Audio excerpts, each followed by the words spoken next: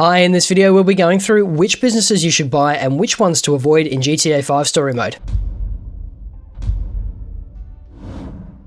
Hi and welcome back, my name's Dan and I'm an old, grumpy gamer. Grand Theft Auto is a truly massive game. Between GTA 5 and the constant updates from Rockstar for GTA Online, there's no shortage of new content and interesting things to do. Join me then for our series, Every Business in GTA 5, as we look at all of the Grand Theft Auto story mode businesses. Before we dive in, if you're new to the channel, we do how-to guides, news and giveaways, so consider subscribing and ring the bell to stay up to date. And of course, for a more in-depth breakdown of each business, check out the links in the description below. There are 15 businesses you can buy in GTA 5 story mode, and they can be broken down into two distinct types. Passive, where the business will earn you money regardless of what you're doing in-game, and active, where you actually have to complete missions to run it. There's also this weird thing going on with the car scrapyard where it's kind of active, but your weekly earnings are capped, but we'll get into that a bit later. Oh, and for this guide, we won't be worrying about the vanilla unicorn because you don't actually buy that one. Trevor just takes possession.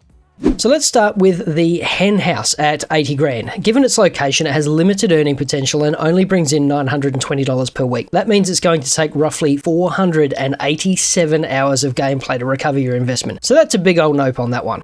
Next is the LSPD Auto Impound lot at $150,000. This is an active business where you get $500 per pickup. To break even, you need to do 300 tow truck missions, which translates roughly to 20 hours. So probably not a great investment, but if you really like doing the Tonya missions, go for it, I guess.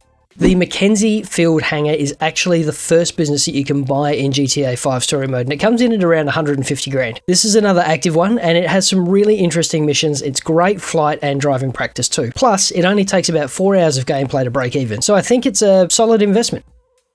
On to the Downtown Cab Company at 200,000. This happily does its own thing, but only brings in 2 grand per week, which translates to roughly 550 hours of gameplay before you get your money back. So that's a note for that one.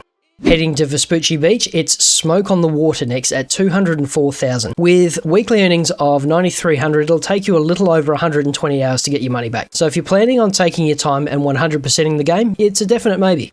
Next is one of the best active businesses in the game, the Sonar collection dock. At 250 grand, this gives you a submarine, a dinghy, and access to the nuclear waste collection missions, which all up net you 630,000 in profit for only roughly 2 hours work. Definitely worth it. Oh, and it also unlocks Abigail's missions as well, which is a nice plus.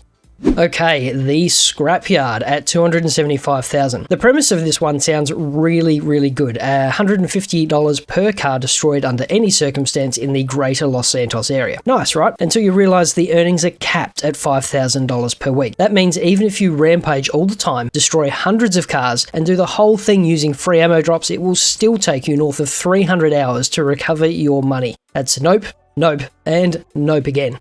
Next is the Blaine County Los Santos Customs. This one's a bit of a hidden gem. At 349,000, it only brings in $1,600 per week, which equates to roughly 1,200 hours of gameplay, so you're never getting your money back. But Franklin gets free car customizations if he owns it, so it will absolutely pay for itself in savings if you're a bit of a car nut. Definitely worth grabbing.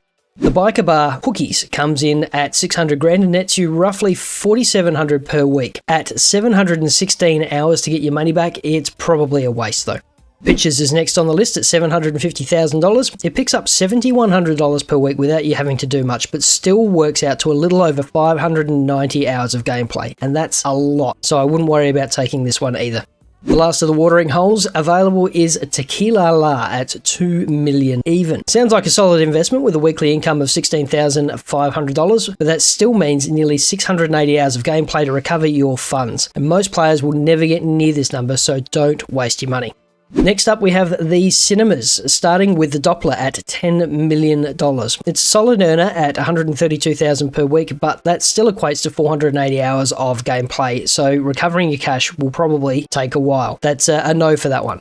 The next one is the 10-cent Theater at $20 million, and it's probably going to give you a better ROI at $264,000 per week, but that only just works out to marginally better than the Doppler, with it still taking roughly 430 hours to recover your money. The Tivoli is utter rubbish. At a cost of $30 million and a weekly income of only $142,000, it will take you 1,180 hours of solid gameplay to see any kind of return on this. So that's a no for that one. Finally, the one you've been waiting for, the Los Santos Golf Club at a whopping $150 million. This squeaks out the 10-cent theatre for earnings at $264,500 per week. Sounds good, right? Best earner in the game. Well, that's 3,175 hours of gameplay to get your money back. Now, to put that in perspective, if GTA Story Mode is your full-time job and you played for 7.5 hours per day, 5 days per week, without any holidays or break, it would take you 85 weeks to get your money back. That's more than a year and a half of real-world playing. It's a great flex, but a rubbish investment.